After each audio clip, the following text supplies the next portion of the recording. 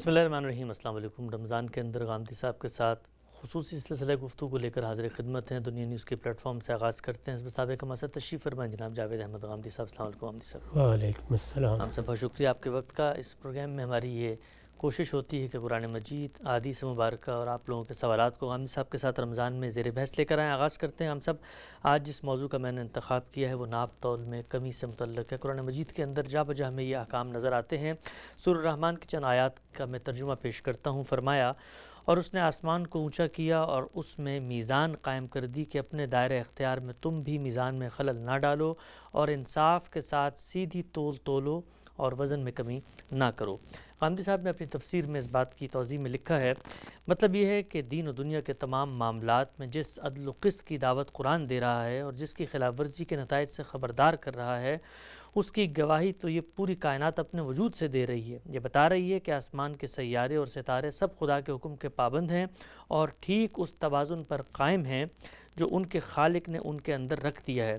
اس کا تقاضا یہی ہے اور یہی ہونا چاہیے کہ تم بھی قائم بالقسط ہو کر حق کی شہادت دو اور خدا کی دنیا میں کسی بھی جگہ ڈنڈی ماری کی زندگی بسر نہ کرو، ورنہ اس کی سزا دنیا میں بھی بھگتو گے اور آخرت میں بھی اس کا وبال تم پر آئے گا۔ ہم سب قرآن مجید میں اللہ تعالیٰ جا بجائے فرماتے ہیں کہ خلق السماوات والارض بالحق، دنیا بالکل ٹھیک اصولوں پر بنائی گئی ہے۔ یہاں پر فرمایا ہے کہ ایک میزان قائم کر دی گئی ہے اور اسی کا ایک ناگزیر تقاضا ہے کہ ہم لوگ بھی اپنے معاملات میں اسی میزان پر قائم رہیں جس کا اللہ ہم سے تقاضا کرتا ہے۔ سوال آپ کی خدمت میں یہ ہے کہ کیا قوموں کے اندر یہی میزان کا عدم توازن ہے؟ جب خراب ہو جاتا ہے، ناپ تول میں کمی تو بظاہر چھوٹا سا کہ اخلاقی جرم رکھتی ہے، لیکن یہ ایک بڑے تصور ہے عدل کا، قسط کا، اس میں خرابی پیدا ہوتی ہے تو اس کا ایک نتیجہ ہے کہ وہ ناپ تول کی کمی میں بھی سامنے آ جاتا ہے۔ جتنے بھی جزوی معاملات ہیں وہ کسی اصل ہی سے متعلق ہوتے ہیں۔ انسان میں عدالت کا شعور رکھا گیا ہے۔ انسان کو جو حادثہ اخلاقی عطا ہوا ہے، اگر اس کے بارے میں یہ سوال کیا جائے کہ سب سے بڑی قدر کون سی ہے، تو میں بھی، آپ بھی، بلکہ دنیا میں ہر شخص اس بات کی گواہی دے گا کہ سب سے بڑی قدر یہی عدالت ہے۔ انصاف کی بات کرنا، انصاف کے معاملات کرنا، انصاف کی ناپ تول رکھنا، انصاف کی بنیاد پر رائے دینا۔ اللہ تعالیٰ نے اپنے پیغمبروں کے بارے میں بھی یہی کہا ہے کہ وہ اس لیے آتے ہیں کہ حق و باطل کے معاملے میں اگر کوئی بے انصافی ہو رہی ہے تو اس کا ازالہ کر دیں۔ سورہ شورا میں یہاں یہ فرمایا ہے کہ ہم نے سب پیغمبروں کو یہی دین دیا تھا اور سب کو یہ ہدایت کی تھی کہ تم اس دین کا اہتمام رکھو گے، اس پر عمل پیرا رہو گے، اس کو اپنی زندگی کا دستور بناؤ گے اور کوئی تفرقہ پیدا نہیں کرو گے۔ وہاں یہ بات رسالت مآب صلی اللہ علیہ وسلم کی زبان سے کہلوائی ہے کہ امرت لأعدل بینکم، مجھے اسی کی ہدایت کی گئی ہے کہ میں تمہارے درمیان انصاف کا فیصلہ کر دوں۔ انصاف تو در حقیقت ہماری پوری زندگی میں سرایت کیے ہوئے ہونا چاہیے، دائیں بائیں، گھر میں، خاندان میں، منڈی بازار میں، ہر جگہ۔ اس کی ایک فرع یہ بھی ہے کہ انسان اگر تجارت کرے یا کسی کو کچھ لے یا کسی سے کچھ دے تو اس میں کبھی ڈنڈی نہیں مارے، اس میں کوئی کمی نہ کرے، نہ ناپ میں کمی کرے نہ تول میں کمی کرے۔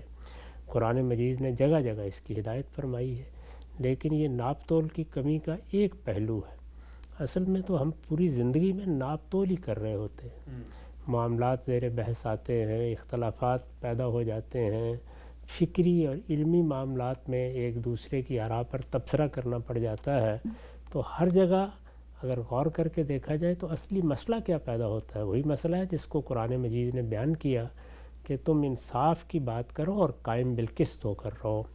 اللہ تعالیٰ نے اپنے بارے میں بھی یہ فرمایا ہے کہ اس کے فرشتے اور تمام انسان اس بات کے گواہ ہیں کہ انہ قائم بالقسط، اللہ تعالیٰ قائم بالقسط ہے، یعنی وہ خود بھی انصاف پر قائم ہے۔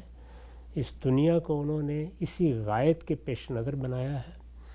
اس دنیا کے ساتھ اگر آخرت ہے اور آخرت جزا و سزا کا دن ہے، اس کو یوم الدین کہا ہے، تو اسی لیے کہا ہے تاکہ اللہ کی عدالت کا ظہور ہو جائے۔ عدالت کے لیے وقت تو مقرر کیا جاتا ہے، اس دنیا میں بھی یہ وقت مقرر کیے گئے ہیں۔ بعض چیزوں کی عدالت اسی دنیا میں سامنے آ جاتی ہے، لیکن بالعموم یہی بات ہے کہ قیامت میں وہ سامنے آئے گی۔ تو عدالت، انصاف، صحیح بات کرنا، صحیح بات کہنا، قائم بالقسط رہنا، یہ پوری زندگی کا احاطہ کرتا ہے، بلکہ اسی کو قرآن مجید کی ایک آخری صورت میں بیان کیا ہے کہ ویل للمطففین، وہ لوگ جو زندگی کے معاملات میں ڈنڈی مارتے ہیں، یعنی ان کے لینے کے باٹ اور ہوتے ہیں، دینے کے باٹ اور ہوتے ہیں، ان کے لیے اللہ تعالیٰ کے ہاں تباہی کی وعید ہے، بربادی کی وعید ہے۔ تو یہ تو بربادی کا راستہ ہے کہ میں اپنے ذاتی معاملات میں عدالت پر قائم نہ رہوں، اپنے خاندان میں عدالت پر قائم نہ رہوں، اپنے احباب میں نہ رہوں، اپنے اداروں میں نہ رہوں، جن لوگوں کے ساتھ میرے معاشی معاملات ہیں ان میں نہ رہوں۔ اگر کسی جگہ یہ صورت پیدا ہو جائے تو اس کا مطلب یہ ہے کہ سوسائٹی بحیثیت مجموعی اختلال میں مبتلا ہو گئی ہے۔ اختلال اور انتشار جب بدامنی کی صورت میں ظہور پذیر ہوتا ہے تو وہ تو اصل میں نتیجہ ہے، اصلاً وہ عدالت میں ظہور پذیر ہو جاتا ہے، اس کی ابتدا ہمیشہ یہاں سے ہوتی ہے، ورنہ انتشار آگے بڑھ نہیں سکتا۔ اگر سب لوگ یہ فیصلہ کر لیں کہ ہمیں اپنے اپنے دائرہ اختیار میں عدالت پر قائم رہنا ہے تو یہ ہو نہیں سکتا کہ پھر کہیں اختلال یا انتشار یا انارکی پیدا ہو جائے، یا لوگوں کے حقوق تلف ہوں، یا ان کی جان مال آبرو کے لیے کوئی خطرہ پیدا ہو جائے۔ یہ سب چیزیں پیدا ہی اس لیے ہوتی ہیں کہ ہم عدالت پر قائم نہیں رہتے۔ ابتدا اس کی یہاں سے ہوتی ہے، اس کا خاتمہ پھر سوسائٹی کے اختلال اور انتشار کی صورت میں ہوتا ہے۔ اس وقت ہمارے اپنے ملک میں یہی صورتحال ہے، یعنی یہاں جو اصلی مسئلہ ہے وہ کیا ہے؟ لوگ عدالت پر قائم نہیں ہیں، وہ اپنے مقاصد کے حصول کے لیے جھوٹ بولنا روا سمجھتے ہیں، دھوکہ دینا جائز سمجھتے ہیں، کسی دوسرے کا مال ہڑپ کر لینے میں انہیں ادنا باک نہیں ہوتی، وہ سیاسی معاشرتی معاملات میں الزام تراشی کرتے ہیں، وہ کبھی کسی چیز کی تحقیق کرنا پسند نہیں کرتے، ان کے پیش نظر اصلی چیز یہی ہوتی ہے کہ ان کا مقصد حاصل ہونا چاہیے۔ وہ اس کو جد و جہد کا نام دے لیں گے، وہ اس کو صحیح کا نام دے لیں گے، وہ اس کو کوئی تحریک بنا لیں گے، لیکن اگر ان کا جائزہ لے کے دیکھیں تو وہ سب کے سب بے انصافی کی ترویج کر رہے ہوتے ہیں۔ تو بے انصافی کا کوئی ایک دائرہ نہیں ہے کہ وہ صرف منڈی اور بازار میں ہوتی ہے اور ترازو پکڑنے کے بعد ہوتی ہے، وہ تو اس کی ایک فرع ہے اور یقیناً بہت بڑی فرع ہے، لیکن اصلاً اللہ کا پورا نظام ہی اس پر قائم ہے کہ اگر عدالت ہوگی تو امن ہوگا، اگر عدالت نہیں ہے تو پھر آپ امن کی توقع بھی نہیں کر سکتے۔ ٹھیک ہے، ہم سے نقطہ آپ نے واضح کیا۔ اچھا یہ بیان فرمائیے گا، اس وقت ہم دیکھتے ہیں دنیا کے اندر قوموں کا جب ہم موازنہ کرتے ہیں تو مغربی جو قومیں ہیں وہ لین دین کے معاملات ہوں، لوگوں کے ساتھ خرید و فروخت ہے، ناپ تول میں ہے، اس میں بڑی قائم بالقسط نظر آتی ہے، بلکہ یہاں تک ہم نے دیکھا کہ آپ کوئی چیز لیتے ہیں، آپ کو پسند نہیں آتی، تب بھی احسان کا معاملہ کیا جاتا ہے اس طرح کے لین دین کے معاملات میں۔ کیا قوموں کے عروج و زوال بھی اس سے طے ہوتا ہے؟ یعنی جو دنیا کے اندر ظاہری بات ہے انصاف کا ایک سائیکل ہے جو لین دین سے شروع ہوگا اور کرتے کرتے آپ کے ایوانوں تک اور آپ کے سیاستدانوں کی گفتگو تک پہنچے گا، تو مغرب کی جو اس وقت ہمیں ایک ترقی نظر آتی ہے دنیا کے اندر، اس کے پیچھے بھی یہ پہلو کار فرما ہے کہ وہاں پر اس طرح کے معاملات میں میزان قائم کی گئی۔ دنیا میں امن ترقی کا راستہ ہی یہی ہے، ورنہ تو وہ ترقی اصل میں قبرستانوں کی ترقی ہوتی ہے، اس میں انسان نہیں جیتے۔ عمارتیں بن سکتی ہیں، ترقی کا مطلب اگر یہ ہے کہ لوگوں کے حالات اچھے ہوئے ہیں، ان کے لیے مواقع منصفانہ پیدا کیے گئے ہیں، ان کے لیے ایک دوسرے کے ساتھ معاملہ کرنے میں آسانی پیدا ہوئی ہے، ان کو سوسائٹی کے نظم سے انصاف ملنا شروع ہو گیا ہے، تو اصل ترقی یہی ہے۔ اور یہ ترقی تو عدالت کے صحیح تصور کے بغیر قائم ہی نہیں ہو سکتی۔ عدالت کے راستے میں رکاوٹیں کیا ہیں ان کو دور کرنے کی صحیح کرنی چاہیے۔ ہمارے معاشرے میں عدالت کے راستے میں جذباتی رکاوٹیں ہیں، سیاسی رکاوٹیں ہیں، معاشرتی رکاوٹیں ہیں، مذہبی رکاوٹیں ہیں، ثقافتی رکاوٹیں ہیں۔ جب تک ان کو پوری طرح آپ دور کرنے کا عزم نہ کر لیں تو عام لوگوں تک عدالت کے تصورات صحیح طریقے سے پہنچتے ہی نہیں ہیں۔ اگر وہ پہنچیں گے تو اس کے نتیجے میں انسان کی فطرت خود ان پر لبیک کہے گی، اور اگر انسان اس چیز کو سمجھ لیتا ہے کہ میری زندگی عدالت پر قائم ہونی چاہیے، میرے معاملات عدالت پر قائم ہونے چاہیے، میرے فیصلے عدالت پر مبنی ہونے چاہیے، تو آپ دیکھیں گے کہ اس کے بعد بہت سے چیزیں جن کا ہم ماتم کرتے رہتے ہیں، جن پر جزا فضا کرتے رہتے ہیں، اس کی ضرورت ختم ہو جائے گی۔ یہ ہماری سوسائٹی ہے جس میں انصاف کی بات سمجھنا، انصاف کی بات کرنا، انصاف کا فیصلہ سنانا، انصاف سے معاملہ کرنا، یہ لوگوں کی ترجیح نہیں ہے۔ اسی کی تعلیم دینی چاہیے۔ اللہ تعالیٰ کے ہاں بہت بڑی اہمیت ہے اس کی۔ اللہ تعالیٰ نے اس کو ایمان کے بنیادی تقاضوں میں شامل کیا ہے کہ انصاف کی بات کرو، خواہ وہ تمہیں اپنی ذات کے خلاف کرنی پڑے، اپنے اعزاء اقربا کے خلاف کرنی پڑے، خواہ تمہیں دشمن کے معاملے میں کرنی پڑے، تمہاری بات انصاف ہی کی بات ہونی چاہیے۔ نقطہ بالکل واضح ہو گیا۔ اسی موضوع سے متعلق مولانا امین حسن اصلاحی اپنی تفسیر میں لکھتے ہیں، اس سے معلوم ہوا کہ ناپ تول میں کامل انصاف کا حکم ایک عظیم حکم ہے۔ یہ اپنی حقیقت کے اعتبار سے اس میزان عدل کی ایک فرع ہے جس پر اللہ تعالیٰ نے اس عالم کا نظام قائم فرمایا ہے، اور یہیں سے یہ بات بھی نکلی ہے کہ جو قوم اس میں فساد برپا کر دیتی ہے وہ سارے نظام تمدن میں فساد پیدا کر دیتی ہے۔ قرآن مجید کی ایک اور سورہ شعراء، اس کے اندر بھی اسی موضوع سے متعلق کچھ آیات ہیں، میں ان کا ترجمہ پڑھ دیتا ہوں۔ فرمایا، اور سیدھی ترازو سے تولو اور لوگوں کو ان کی چیزیں گھٹا کر نہ دو، اور زمین میں فساد برپا نہ کرو، اور اس خدا سے ڈرو جس نے تمہیں پیدا کیا اور تم سے پہلی نسلوں کو بھی۔ اس آیت کی تفسیر میں غالب صاحب لکھتے ہیں، اس زمانے کی دو بڑی تجارتی شاہراہیں مدین کے قریب سے گزرتی تھیں، اس وجہ سے مدین کے لوگوں نے بھی تجارت میں بہت ترقی کر لی تھی، چنانچہ ان کے باطنی فساد کا ظہور ناپ تول میں خیانت اور اشیاء میں ملاوٹ کی صورت میں بھی ہوا۔ یہ اس بات کی علامت تھی کہ پوری قوم کے اندر عدل و قسط کا تصور مختل ہو چکا اور خدا کے قائم بالقسط ہونے کا عقیدہ بھی باقی نہیں رہا۔ ہم سب قرآن مجید میں بعض قوموں کے بارے میں بتایا ہے کہ ان کا جرم ہی یہ بن گیا تھا کہ انہوں نے ناپ تول میں کمی کی اور اللہ تعالیٰ کا ان پر عذاب بھی آ گیا۔ یہ کیا ناپ تول میں کمی کی وجہ سے عذاب آیا تھا یا کوئی اور وجہ تھی؟ دیکھیے، کوئی قوم جب فساد میں مبتلا ہوتی ہے تو فساد کا ظہور کسی معاملے میں زیادہ اور کسی میں کم ہوتا ہے۔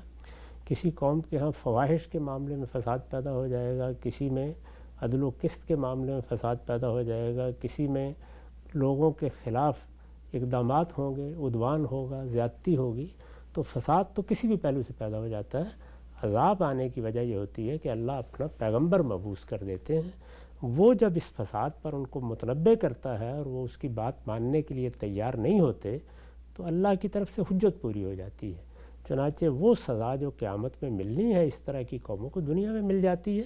عذاب کا باعث در حقیقت اتمام حجت ہوا کرتا ہے، اس کی وجہ یہ نہیں ہوتی۔ ابھی مسلمان قوموں کو دیکھیں، دنیا کی اور بہت سی قومیں ہیں جن میں ظلم ہوگا، عدوان ہوگا، زیادتی ہوگی، دھوکہ ہوگا، فریب ہوگا، لیکن اس پر اس طرح گرفت نہیں ہوتی، اس لیے کہ اللہ کی حجت ان پر کسی پیغمبر نے پوری نہیں کی۔ ٹھیک، نقطہ بالکل واضح ہو گیا۔ اسی آیت کی تفسیر میں مولانا امین حسن اصلاحی لکھتے ہیں کہ اس دنیا کو اللہ تعالیٰ نے ایک میزان کے ساتھ پیدا کیا ہے اور اسی میزان پر یہ زمین و آسمان قائم ہیں۔ اگر یہ درہم برہم ہو جائے تو یہ آسمان و زمین بھی درہم برہم ہو جائیں گے۔ اللہ تعالیٰ کا یہ نظام انسانوں کو یہ رہنمائی دیتا ہے کہ وہ اپنے اندر ہر شعبہ زندگی میں صحیح میزان کے قیام کا پورا اہتمام رکھیں، ورنہ ان کا سارا معاشی و معاشرتی نظام دھرم برہم ہو کے رہ جائے گا۔ ہم صاحب، اس وقت جو مسلمانوں کی آپ کو ابتر حالت دنیا بھر میں نظر آتی ہے، بالخصوص ہم نے یہ دیکھا ہے کہ مالی معاملات میں، لین دین میں، ناپ تول میں، اور بدقسمتی سے خود ہمارے اپنے ملک کے اندر یہ نظر آتا ہے، ہر جگہ پہ جس کا بس چلتا ہے وہاں ڈنڈی ماری جاتی ہے، اور چھوٹی سطح پر بھی ہوتی ہے، بڑی سطح پر بھی ہوتی ہے۔ ایک عام ریڑھی لگانے والا آدمی بھی یہی کام کر رہا ہوتا ہے اور بڑے بڑے صنعت کار بھی اس مرض میں مبتلا ہو جاتے ہیں۔ آپ کو لگتا ہے کہ جب تک یہ ایک وصف ان میں پیدا نہ ہو جائے اللہ کے خوف کے نتیجے میں، فکر آگہی کے نتیجے میں، آخرت کے نتیجے میں، تب تک ہمارے ملک، ہمارے سماج کے اندر ترقی نہیں ہو سکتی؟ ترقی کی بنیاد آپ کی معیشت ہے، اور معیشت کے لیے یہ ضروری ہے کہ وہ عالمی تجارت میں بدلے۔ اگر کوئی ملک کوئی چیز بیچ نہیں سکتا تو پھر وہ خریدار ملک بن کے رہ جائے گا۔ خریدار ملک بن کے رہ جائے گا تو اس کے پاس وہ زر مبادلہ کہاں سے آئے گا جس سے وہ اپنی خواہش کے مطابق چیزیں منڈی سے اٹھا سکے؟ نتیجہ کیا نکلے گا؟ نتیجہ یہ ہے کہ پھر آپ قرض پر قرض اٹھانے والی قوم بن کے رہ جائیں گے، اور اس میں پھر لوگوں کے لیے بھی حالات انتہائی خراب ہوں گے۔ تو یہ تو ایک دائرہ ہے جس میں پھر سفر شروع ہو جاتا ہے۔ یہ چھوٹی سی بات نہیں ہے۔ اگر آپ کے یہاں دیانت نہیں رہی، آپ کا مال کو اٹھانے کے لیے تیار نہیں ہوگا، آپ کہیں بھیجیں گے تو لوگ اس کو واپس کر دیں گے، ایک بار آپ سے خریدیں گے، دوسری بار تیار نہیں ہوں گے تو ساری کی ساری تجارت ختم ہو جائے گی۔ دنیا میں جو کچھ بھی ترقی ہوتی ہے اس میں سب سے پہلے تو آپ کے پاس کچھ آنا چاہیے، آنے کا راستہ ہی آپ نے بند کر دیا۔ یہی چیز پھر زندگی کے باقی شعبوں میں داخل ہو جائے گی۔ پھر آپ کے ہاں جو انتظامیہ بنے گی وہ رشوت ستانی کرے گی، آپ کے سیاستدان جھوٹ بولنے والے لوگ ہوں گے، دھوکہ دینے والے لوگ ہوں گے، استحصال کرنے والے لوگ ہوں گے۔ تو یہ در حقیقت ایک ہی مرض ہے جس کا ظہور کبھی اس صورت میں ہوگا کبھی دوسری صورت میں ہوگا۔ عدالت اگر ختم ہو گئی ہے تو یہ ایک ناسور ہے، سرطان ہو گیا ہے۔ فرد میں ختم ہو گئی ہے تو وہ بھی اس پہ مبتلا ہو گیا ہے، اور معاشرے میں ختم ہو گئی ہے تو وہ بھی مبتلا ہو گیا ہے۔ پھر تو اصل میں اس کا ظہور کبھی اس عضو میں ہو جائے گا کبھی اس عضو میں ہو جائے گا، اس کے سوا کوئی راستہ ہی نہیں۔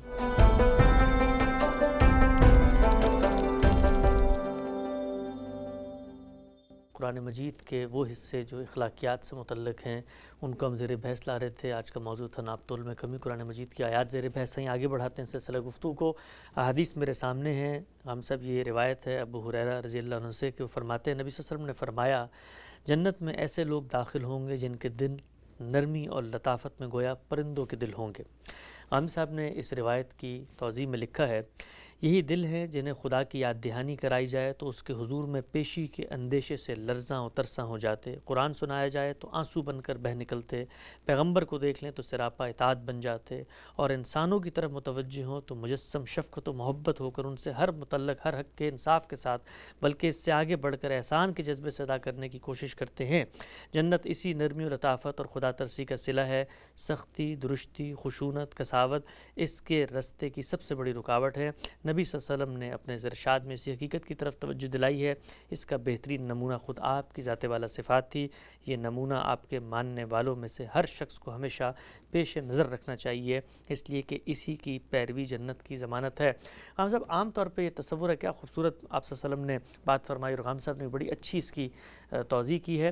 عام طور پر یہ تصور ہے کہ جو نرمی ہے، نرم خوئی ہے، کسی کے اندر حلاوت ہے اور طریقے سے بات کرنا ہے، بعض لوگ ہم نے دیکھے ہیں بڑے اصیلے ہوتے ہیں، یہ کوئی فطری چیز ہے، ہر انسان اپنا ایک مزاج لے کے پیدا ہوتا ہے۔ بعض لوگ نرم خو ہوتے ہیں اور بعض لوگ جو ہیں وہ درشت خو ہوتے ہیں، اصیلے ہوتے ہیں، ذرا جذباتی جلال والے ہوتے ہیں۔ تو یہ تو فطرت کی تقسیم ہے، اس میں انسان کیا کر سکتا ہے؟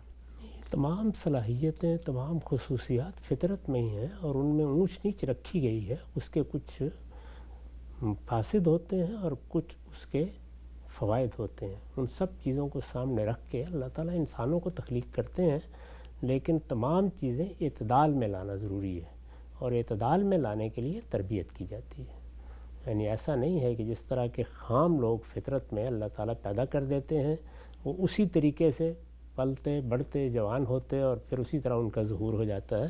ان کو تربیت سے گزارا جاتا ہے۔ یہ تربیت والدین کرتے ہیں، معاشرہ کرتا ہے، اکابر اہل علم کرتے ہیں، اساتذہ کرتے ہیں، اور بحیثیت مجموعی سوسائٹی کی اقدار کرتی ہیں، تہذیبی روایت کرتی ہے، ثقافتی ورثہ کرتا ہے۔ یہ ساری چیزیں انسان کی تربیت کا ذریعہ بنتی ہیں۔ چنانچہ اس کے نتیجے میں جہاں سختی کی ضرورت ہے سختی وہاں برتی جاتی ہے، جہاں نرمی کی ضرورت ہے نرمی وہاں برتی جاتی ہے۔ تو نرمی اور سختی کو اس کے صحیح محل پر رکھ دینا، اس کے مطابق انسان کا اپنے نفس کی تربیت کرنا، یہ ناگزیر نتیجہ ہے۔ فطرت تو ایک خام صورت میں ہمیں دے دی جاتی ہے، اس کی تہذیب کا کام تعلیم و تربیت سے کیا جاتا ہے۔ ٹھیک، اچھا ہم سے فرمایا کہ جن کے دل نرمی و لطافت میں گویا پرندوں کے دلوں کی مانند ہوں، اللہ تعالیٰ کو اس کا مطلب یہ ہے کہ معصوم لوگ پسند ہیں، جن کے آگے مثال کے طور پہ کوئی زیادتی ہوتی ہے تو وہ آگے سے رد عمل میں آ کے فوراً سے زیادتی نہیں کرتے، کیونکہ جو پرندے ہوتے ہیں ہم نے دیکھا ہے کہ پرندے بڑے معصوم ہوتے ہیں، آپ ان کو اپنے ہاتھ میں بٹھائیں، ان کی شفقت، ان سے محبت کا اظہار کریں تو فوراً سے ریسپریکیٹ کرتے ہیں۔ تو کیا مراد ہے یہاں پہ؟ یہی پیش نظر ہے، یعنی آدمی کے اندر ایک معصومیت ہونی چاہیے، اس کو کریم النفس ہونا چاہیے، اس کے اندر نرمی اور لطافت ہونی چاہیے۔ اس کے لیے رد عمل پر قابو پانے کی تربیت کرنا پڑتی ہے۔ رد عمل کا پیدا ہونا انسان کی فطرت کا اقتضا ہے۔ رد عمل نہیں پیدا ہوگا تو وہ اپنی جان کی حفاظت کیسے کرے گا، مال کی حفاظت کیسے کرے گا، اپنی آبرو کی حفاظت کیسے کرے گا۔ دنیا میں بسا اوقات لڑنا پڑ جاتا ہے، جنگ و جدال کی نوبت آ جاتی ہے۔ اگر یہ چیز نہیں ہوگی تو انسان ان مارکوں میں بزدلی دکھائے گا۔ یہ سب چیزیں اللہ تعالیٰ نے بڑے مقاصد کے لیے انسان کے اندر رکھی ہیں۔ اصلی چیز یہ ہے کہ ان کو صحیح جگہ پر استعمال کرنا سکھایا جائے انسان کو۔ تو نرمی اور لطافت ہماری عمومی زندگی ہے، اور غصہ، رد عمل، قوت کا اظہار یا سختی وہ کبھی کبھی ضرورت پڑتی ہے۔ مثلا مجرموں کے خلاف بعض اوقات سخت اقدام کرنا پڑ جاتا ہے۔ اسی طرح اگر کسی قوم پر کوئی برا وقت آ جائے اور دنیا میں دوسری قومیں اس پر چڑھ دوڑیں تو وہاں پر بھی ایک خاص طرح سے سختی کے ساتھ جواب دینے کی ضرورت ہوتی ہے۔ اس کے محل اور مواقع ہیں۔ یہ جس چیز کو قابل مذمت سمجھا جاتا ہے وہ یہ ہے کہ ہماری عمومی زندگی تو صرف نرمی لطافت ہے، محبت ہے، تو عمومی زندگی میں سختی کہاں سے در آئے گی؟ اس کے مواقع ہوں گے تو وہ آنی چاہیے۔ ٹھیک، اچھا ہم سب نفسیات کے جو ماہرین ہیں وہ یہ کہتے ہیں کہ جب آپ کے اندر ایک رویہ پیدا ہو جاتا ہے تو کچھ عرصے بعد وہ آپ کی شناخت بن جاتا ہے، وہی آپ کا روپ بن جاتا ہے، خود آپ کو بھی نہیں پتہ ہوتا کہ آپ اس میں اس طریقے سے اس کو لے کر چل رہے ہیں۔ مثلا بعض لوگوں میں ہم نے دیکھا ہے ایک رد عمل کی نفسیات ہے، بات پہ چیم بجبی، ایک بلغمی سا مزاج، ایک جس کو آپ کہتے ہیں چڑچڑاہٹ نظر آ جاتی ہے۔ تو اللہ تعالیٰ نے تو تلقین فرما دی، لیکن اگر ہم میں یہ پیدا ہو جائے تو پھر یہ پورا ایک مرض کی طرح ہے جس کی باقاعدہ ٹریٹمنٹ کرنی پڑے گی، تب ٹھیک ہوگا۔ جو چیزیں بھی بے اعتدالی کے ساتھ انسانی شخصیت کا حصہ بن جائیں گے وہ سب امراض ہی ہیں۔ امراض صرف جسمانی نہیں ہوتے، وہ اخلاقی بھی ہوتے ہیں، وہ عقلی بھی ہوتے ہیں۔ تو جب انسان کو اس طرح کے امراض لاحق ہو جائیں گے تو وہ غلط جگہوں پر چیزوں کا استعمال کرے گا۔ جہاں سختی کرنی ہے وہاں سختی نہیں کرے گا، جہاں نرمی کرنی ہے وہاں سختی کرنا شروع کر دے گا۔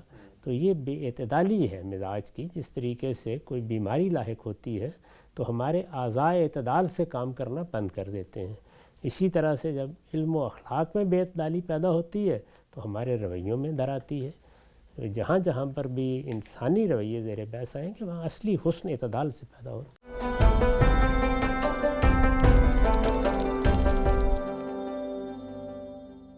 احادیث کے اندر اخلاق عالیہ سے متعلق جو مباحث زیر بحث ہیں، غام صاحب کے ساتھ ہم زیر بحث لے کر آئے، آگے بڑھاتے ہیں سلسلہ گفتگو کو۔ سوالات آپ حضرات کی جانب سے موصول ہوئے ہیں۔ غام صاحب پوچھا ہے کہ وضو کی جو ترتیب آپ قرآن مجید سے اخذ کرتے ہیں ان میں کہیں بھی 2-3 مرتبہ کلی کرنے کا ذکر ہے، نہ ناک میں پانی ڈالنے کا، تو پھر اس کی کیا حیثیت ہے؟ وضو کرنا تو پیغمبروں نے سکھایا ہے، پہلے دن سے سکھا دیا تھا۔ قرآن کی اس آیت کے اترنے کے بعد لوگ وضو نہیں کرنے لگے۔ قرآن مجید نے تو یہاں تیمم کے احکام بیان کرنے تھے، اس میں تمہید کے طور پر پورے حکم کو دہرا دیا ہے تاکہ اس کی ترتیب محفوظ رہے۔ باقی یہ کہ وضو کس اہتمام سے کرنا چاہیے یہ پیغمبروں کی سنت سے منتقل ہوا ہے، اور اس کے لیے انہی کے اسوے کی طرف رجوع بھی کرنا چاہیے۔ ٹھیک، یہ ہم سے پوچھا ہے کہ اگر تخلیق کا علم ہماری سمجھ سے بالا ہے تو پھر اللہ کے وجود کا علم ہماری سمجھ میں کیسے آ سکتا ہے؟ اس کو بھی ہماری سمجھ سے باہر ہونا چاہیے۔ اللہ کے وجود کا تو ہم کو علم رکھتے ہی نہیں ہیں، ہم تو صرف یہ جانتے ہیں کہ وہ ہے۔ یہ بات کہ وہ کیا ہے، اس کی ذات کیسی ہے، وہ کب سے ہے، یہ ساری جتنی چیزیں ہیں یہ سب تو ہمارے گرفت سے باہر کی چیزیں ہیں، اور قرآن ان کو موضوع بحث بھی نہیں بناتا۔ ایک حقیقت کا ادراک ہمیں ہو جاتا ہے کہ جب ہم مخلوق ہیں تو ہمارا ایک خالق ہے، پیغمبر اس کا تعارف کراتے ہیں، اس کی صفات بیان کر دیتے ہیں۔ اس معاملے میں تو ہمیں بہت تنبیہ کے ساتھ یہ کہا گیا ہے کہ اللہ تعالیٰ کی ذات اور صفات کو متعین کرنے کی کوشش نہ کرو، یہ کرو گے تو اپنے علم کے حدود سے تجاوز کرو گے۔ تو کسی چیز کے وجود کو ماننا یہ تو ایک عقلی تقاضے کے طور پر ہوتا ہے، اس کے وجود کو سمجھنا اس کے لیے استعداد اور صلاحیت چاہیے۔ کسی نے کبھی دعویٰ نہیں کیا کہ وہ اللہ تعالیٰ کو سمجھ سکتا ہے۔ ٹھیک، یہ سوال ہے ہم سب جو قرآن میں آیت ہے کہ لوگوں کو نیکی کی طرف بلاؤ احسن طریقے سے، تو اس سے کیا مراد ہے؟ کیا یہ اقامت دین کی دعوت نہیں ہے؟ نیکی کی طرف بلانے کا مطلب ہے دین کی دعوت دینا۔ دین کی دعوت دین کے احکام میں سے ایک بڑا حکم ہے۔ اقامت دین کوئی ایک یا دو یا تیسرا حکم نہیں ہے۔ اقامت دین کا مطلب ہے دین میں جو بات بھی ہے اس پر عمل پیرا ہونا۔ تو دعوت بھی دین کا ایک حکم ہے، عبادت بھی دین کا ایک حکم ہے، تطہیر بدن بھی دین کا ایک حکم ہے۔ ان سب احکام پر عمل پیرا ہونا یہ اقامت دین ہے۔ یہاں جو بات کہی گئی ہے وہ دین کی دعوت کے حکم کو بیان کیا گیا ہے۔ ٹھیک، یہ ہم سے پوچھا گیا ہے کہ عام طور پہ ایک بات بڑی مشہور ہے کہ جیسی عوام ویسے حکمران، اس کی کوئی دینی لحاظ سے بھی حقیقت ہے؟ اگر لوگوں کے اندر اعلیٰ اخلاق ہوں گے، اعلیٰ کردار ہوگا، اعلیٰ سیرت ہوگی، ان کے سوچنے سمجھنے کے انداز علمی اور عقلی لحاظ سے معتدل ہوں گے تو اللہ تعالیٰ بھی عنایت فرماتا ہے اور ایسے حکمرانوں کو توفیق دیتا ہے کہ ان کی ذمہ داری سنبھالیں جو ان کے لیے رحمت بن جائے۔ لیکن اگر لوگ اخلاقی لحاظ سے پست ہیں، وہ کوئی صحیح بات سننے کے لیے تیار نہیں ہیں، ان کے ہاں کوئی توازن قائم نہیں رہا، تو اس کے نتیجے میں اللہ تعالیٰ کی طرف سے بھی ان لوگوں کو مہلت دے دی جاتی ہے جو ان پر ظلم ڈھاتے ہیں اور ان کے حقوق تلف کرتے ہیں۔ ٹھیک ہے، ہم سب آج کے نشست کا آخر سوال فرمایا ہے، قرآن میں 20 ایسی صورتیں ہیں جن میں تکرار موجود ہے، کیا یہ تکرار کلام کے نظم کو قائم رکھتے ہوئے کی گئی ہے یا نظم کلام میں بگاڑ کا باعث بنتی ہے؟ ہر جگہ نظم کو قائم رکھ کے ہے، اور تکرار سے کیا مطلب ہے؟ یعنی قرآن کے چند مضامین ہیں، وہ ان مضامین کو نئے نئے اسالیب میں بیان کرتا رہتا ہے۔ ایسا ہی دنیا کے اعلیٰ ادب میں ہوتا ہے، ان چند مضامین ہی کو سامنے رکھ کر قرآن مجید نے انذار کیا ہے، بشارت دی ہے، خبردار کیا ہے، اشکالات دور کیے ہیں، سوالوں کا جواب دیا ہے. یہی چیز کسی دعوت میں کی جاتی ہے. قرآن مجید کوئی سائنس یا جغرافی یا تاریخ کی کتاب نہیں ہے کہ جس میں تکرار نہ ہو. نقطہ بالکل واضح ہو گیا. رمضان کے اندر غامدی صاحب کے ساتھ نشریات کا خصوصی سلسلہ جاری تھا. وقت یہاں پہ ختم ہوتا ہے. کل اسی وقت دوبارہ حاضر خدمت ہوں گے. اب تک آپ کا بہت شکریہ.